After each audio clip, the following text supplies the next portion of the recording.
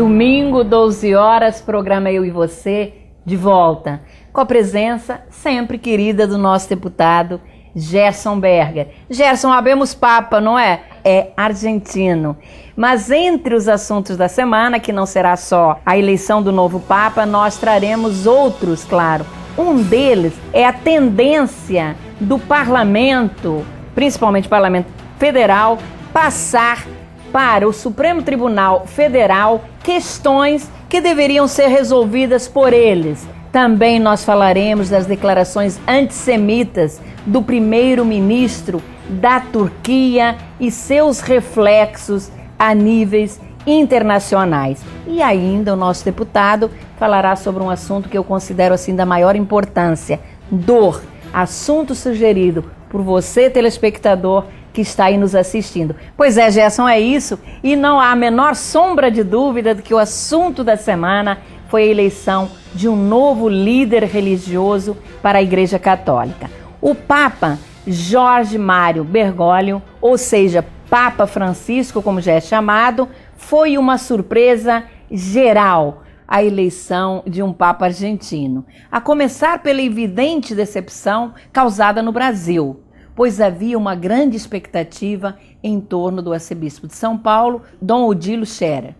O que eu acho é que era bem razoável esse sonho. Afinal, o Brasil é o país com o maior número de católicos no mundo. São 124 milhões, ou seja, mais de 64% de sua população. De qualquer maneira, todos sabemos que a sucessão papal obedece especialmente a critérios e valores políticos religiosos que absolutamente fogem ao entendimento da maioria que não conhece os acordos e compromissos assumidos lá dentro, na Cúria Romana. O que não deixa de ser uma decisão política. Até em tom de brincadeira, o que se comenta é que o Brasil vem perdendo espaço para a Argentina. Afinal, o Papa, que já foi brasileiro, como era chamado João Paulo II, agora temos que engolir que é argentino. O deus do futebol, que também já foi brasileiro, também não é mais brasileiro, é argentino, o jogador Messi. Mas, Gerson, vamos deixar o humor de lado e nós aqui do programa damos as boas-vindas ao novo Papa Francisco, que ele possa estabelecer um bom relacionamento com as demais religiões e fortalecer os espaços já conquistados por seus antecessores, principalmente João Paulo II, não é? Pelo que foi divulgado, é um religioso de hábitos muito simples, modestos. Mesmo sendo arcebispo de Buenos Aires, viajava somente de transporte público e ele mesmo preparava suas refeições, imaginem. Talvez, por esta razão, tenha adotado o nome Francisco, pensando em dar um novo gás à Igreja Católica, que se encontra, sem a menor sombra de dúvida, em crise interna e externa, com uma perda acentuada de adeptos. O nome Francisco deve ser uma homenagem a Francisco de Assis, que abandonou a vida fútil de rico para pregar descalço e se aproximar da pobreza, reconstruindo, naquela ocasião, igrejas e despertando o próprio cristianismo, que também naquele momento, como hoje, a Igreja Católica passava por uma crise muito séria e foi revigorada por Francisco de Assis. Quem sabe não é esta a meta do nosso Papa Francisco?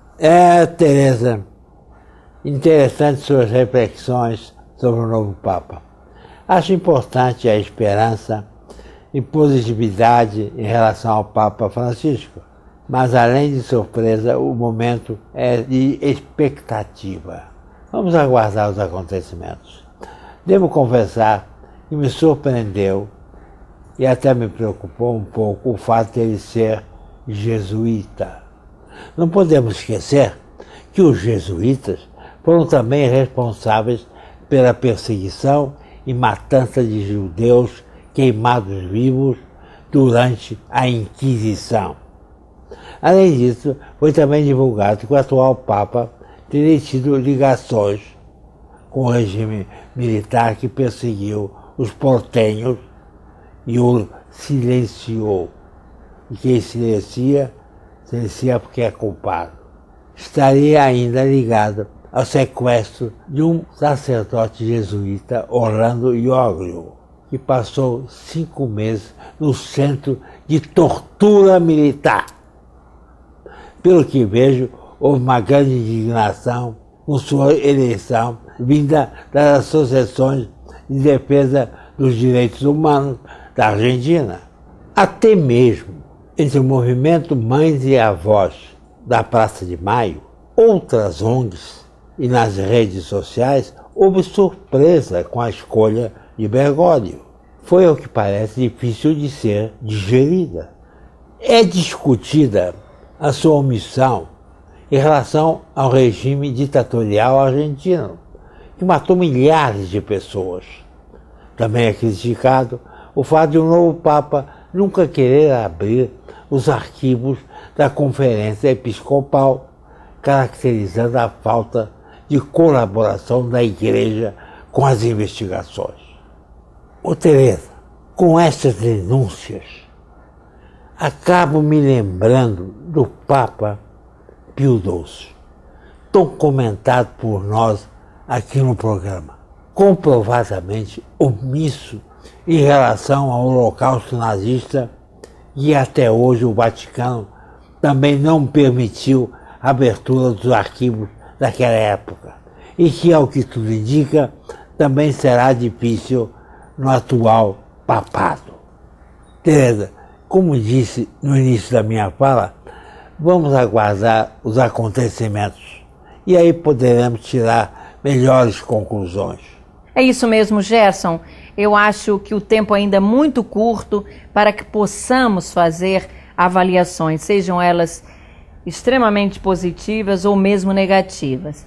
Mas mais uma vez, minha gente, vamos para Brasília e falar num assunto que eu considero grave, que é a judicialização da política.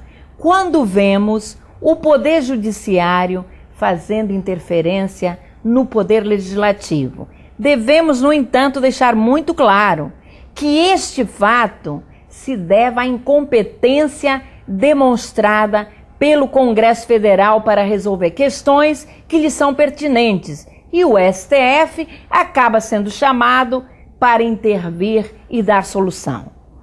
E isto, Gerson, já aconteceu lá atrás, no caso da fidelidade partidária, por exemplo, pois os deputados federais, sem vontade ou capacidade para fazer a reforma política, apelaram para o STF em relação ao mandato parlamentar, se ele seria do partido ou seria do parlamentar. O resultado e opinamento do Supremo foi que seria do partido. Depois veio a questão da ficha limpa e também o Congresso transferiu a responsabilidade para o STF. Agora, mais uma vez, recentemente, veio o problema dos royalties do petróleo, quando o ministro Luiz Fux teve que julgar como a apreciação e escala dos vetos seriam votados. No final da semana passada, os estados produtores de petróleo, Rio, São Paulo e Espírito Santo, perderam a guerra na sua justa luta contra a distribuição dos royalties do petróleo. Após verem rejeitado o veto da presidente Dilma ao projeto de lei que tomará expressivas verbas desses estados produtores. Agora, estes estados terão que entrar com recurso junto ao Supremo Tribunal Federal para corrigir a injusta distribuição dos royalties, fruto da ganância dos deputados pertencentes aos estados não produtores. Mais uma vergonha para o Congresso, que não teve a capacidade de negociar esta questão. Gerson, como vê toda esta incompetência do Congresso? Esta judicialização da política não oferece perigo à democracia? Respondendo às suas indagações, entendo que sim, o Supremo Tribunal Federal acaba por resolver questões importantíssimas, mas que não seriam de sua competência, sendo obrigada a intervir nas decisões de outro poder. Não porque quer, mas porque é chamado, como você disse. Você citou situações de grande relevância que foram decididas pelo Supremo. Mas veja o ridículo da mais recente história. Um grupo de deputados do PT, PSOL, PSB, entraram com mandato de segurança junto ao STF contra a sessão que elegeu o presidente da Comissão de Direitos Humanos da Câmara, Marco Feliciano, alegando que o presidente da Câmara, Henrique Alves, convocou uma sessão reservada para essa eleição, contrariando o regimento da casa. Por quanto tempo ainda nesse país vai se falar em sessões fechadas? Basta, todas as sessões têm que ser abertas. O eleitor tem o direito de saber como vota seu representante. Se o Congresso ainda usa esta prática, que se corrija. Isso me lembra quando fui vereador e fui um dos primeiros a me levantar contra o voto fechado.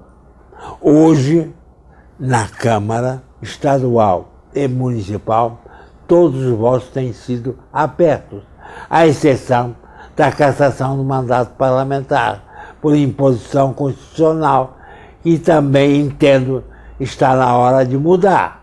De maneira que, voltando às funções de cada poder, está mais do que na hora dos deputados federais assumirem o seu papel e não transferirem a decisão para o Supremo Tribunal Federal. Com inteligência, 16 governadores do estado, liderados por Eduardo Campos, governador de Pernambuco, percebendo que poderão perder no STF, divisão dos royalties, resolveram se reunir e procurar estabelecer um acordo sobre os rateios desses royalties, diminuindo os prejuízos dos estados produtores, inclusive respeitando os contratos já existentes. Acho, Tereza, muito importante essa decisão, pois através do diálogo poderemos encontrar o caminho mais fácil de não fazer prejuízo ao nosso Rio de Janeiro. É isso que nós queremos. Justiça para todos. Gerson, eu acho que o entendimento é sempre o melhor caminho para evitar a batalha judicial que normalmente não interessa a ninguém. Tereza, é preciso que os parlamentares comecem a reaprender a conversar, a ceder e compreender os interesses de cada parte e não resolver egoisticamente. Todos temos direito a sobreviver e temos que saber aprender a abrir o caminho no interesse da nação. É isso mesmo, Gerson. Este é, sem dúvida, o verdadeiro sentido da política. Mas agora vamos para o Oriente Médio e falar rapidamente sobre a fala do primeiro-ministro da Turquia, Recep Tayyip Erdogan, durante o encontro das Nações Unidas, ao relacionar o sionismo a crimes cometidos contra a humanidade. Erdogan teve seu discurso criticado pelo secretário de Estado americano John Kerry, que ao visitar a Turquia recentemente declarou serem reprováveis essas declarações, que acima de tudo dificultam os esforços de paz no Oriente Médio. Kerry fez estas declarações quando tinha ao seu lado o ministro das Relações Exteriores da Turquia, Ahmet. Os ânimos entre Israel e a Turquia se acirraram após a segurança do Estado judeu ser ameaçada por uma flotilha vinda do litoral turco para furar o bloqueio israelense a Gaza, suspeita de levar armamentos para o grupo terrorista Hamas na Cisjordânia. Houve intervenção da Marinha de Israel, mas com a reação dos que estavam a bordo, infelizmente, o saldo foi de 9 mortes.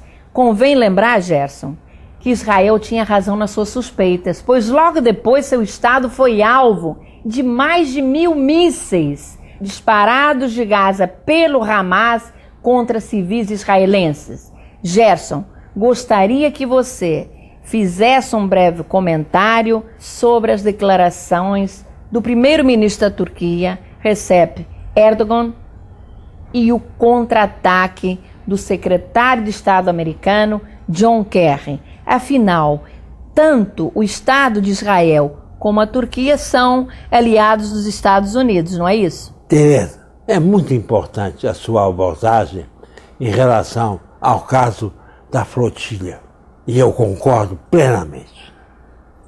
Na ocasião, cheguei a me pronunciar na Assembleia Legislativa sobre o fato. Quanto à questão do posicionamento americano em relação às declarações odiosas do primeiro-ministro da Turquia contra Israel, acho que John Kerry, secretário de Estado americano, foi extremamente suave quando disse que as declarações de Erdogan eram reprováveis. Reprováveis? Elas são, no mínimo, afrontosas, condenáveis e que comprovam o ódio desse primeiro-ministro da Turquia contra o Estado de Israel. Olha, Tereza, como bem disse o primeiro-ministro israelense Benjamin Netanyahu, enganosas e do tipo que pensávamos terem desaparecido do mundo. Isto também após Erdogan ter declarado em Viena, no último encontro da Aliança das Civilizações, que assim como o sionismo, o antissemitismo e o fascismo, tornou-se necessário ver o islamismo como crime contra a humanidade. Que estúpidas declarações!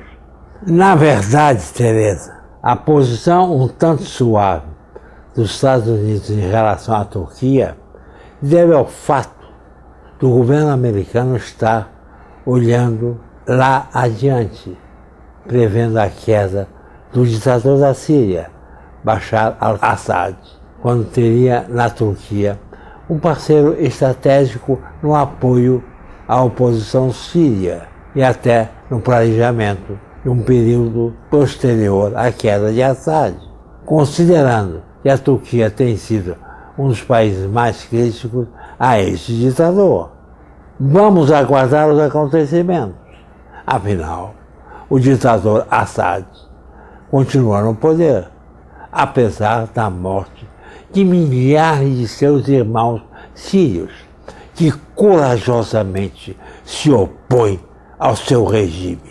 Muito bem, Gerson, mas agora nós vamos passar para um assunto que é de sua especialidade, pois você, além de deputado, é também psiquiatra.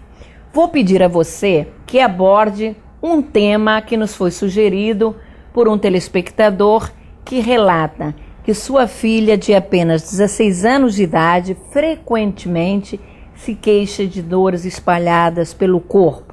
E mais, recentemente de uma forte dor de cabeça, muito profunda. Após consultar vários médicos e realizar inúmeros exames, não houve nenhum diagnóstico. E um dos médicos concluiu que as dores que a menina sente podem ser de fundo emocional.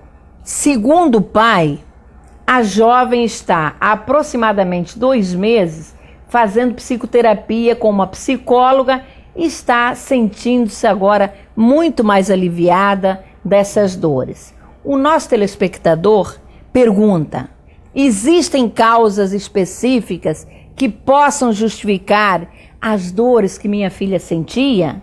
Essas dores podem voltar? Gerson, é possível responder essas 2 perguntas? É possível responder sim. Primeiro, a dor pode ser física ou psicológica, ou até mesmo pelas 2 situações. Preste atenção, todas as pessoas com dor ficam ansiosas, angustiadas, muitas vezes gerando preocupação do que possa significar a dor. Claro que tanto a dor física como a psicológica tem que ser tratada e, inicialmente, há a necessidade de se descobrir a causa que levou à dor. A família jamais deve duvidar que haja dor quando surge a queixa de algum membro seu. Deve-se imediatamente procurar um médico para que possa descobrir as causas. Na psiquiatria, é comum pacientes sem qualquer lesão física ou orgânica manifestarem dor em diversas regiões do corpo, incluindo as genitais. Em geral, estes pacientes pertencem a grupos com chamados sintomas de conversão, isto é, transferência de problemas psicológicos para manifestações dolorosas no corpo.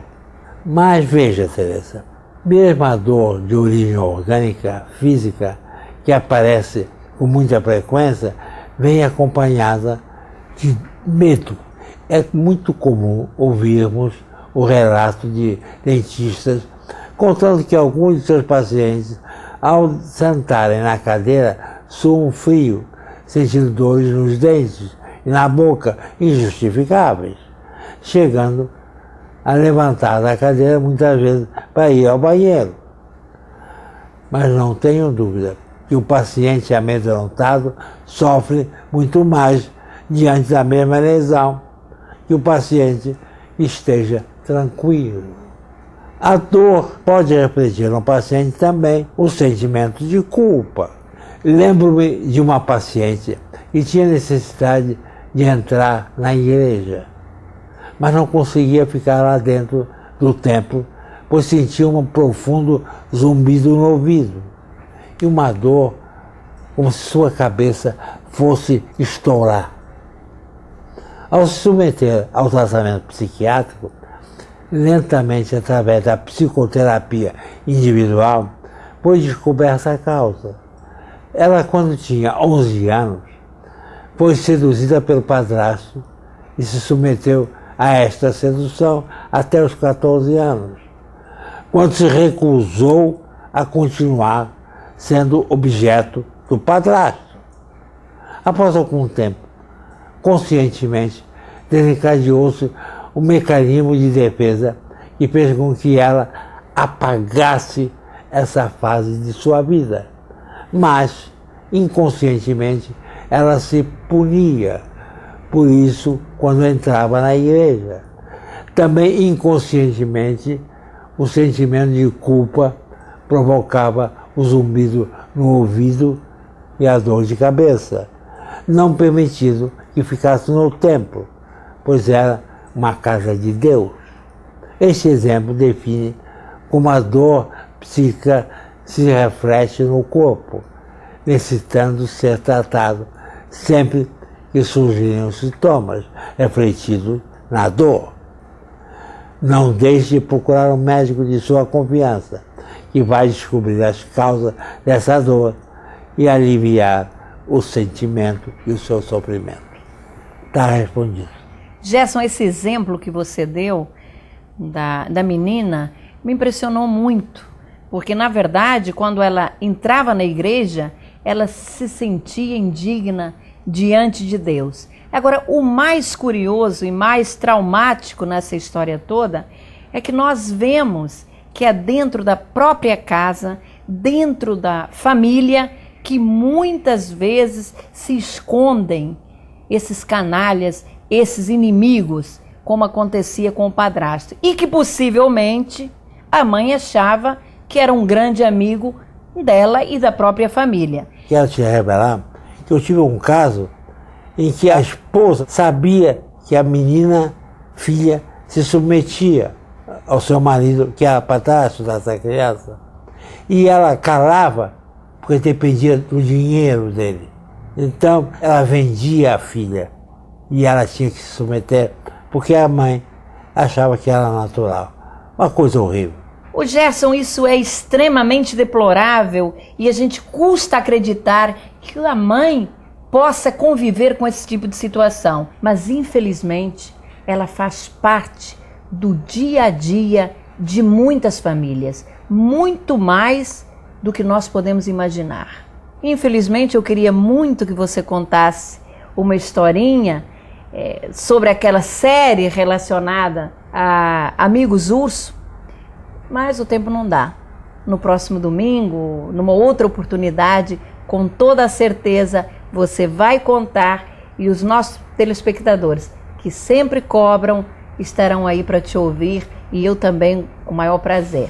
Obrigada pela sua participação, a você que nos assiste, o nosso agradecimento especialíssimo, que seja um ótimo domingo, uma excelente semana e não se esqueça, domingo às 12 horas vamos estar juntos aqui na CNT. Até lá!